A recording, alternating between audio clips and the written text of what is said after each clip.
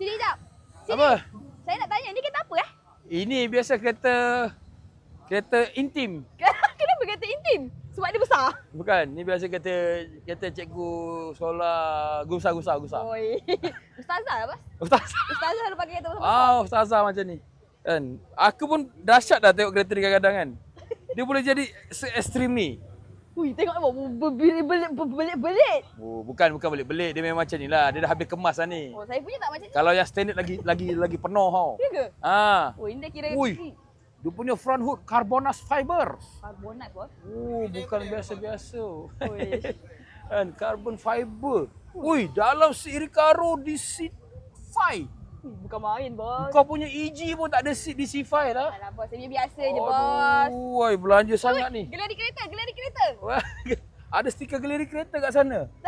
Baik, betul-betul lah. Oh, lawa bos. Dia punya sport rim dia. Dia padangkan dengan sport rim SSR. Ui, pump disc besar. And disc dengan enjin macam tak balance. Disc dengan enjin macam tak balance. Ini adalah enjin tak silap aku 1.8. Ui, bukan main dah bos. Ui. Ini kalau pergi konsert intim ni terus pergi bos.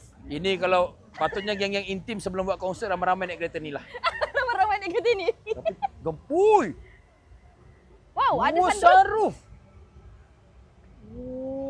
Ada dua bos. Ui. Bukan main lah. Ui. Kalau saya Taman naik ke kereta ni. Intifada. Eh.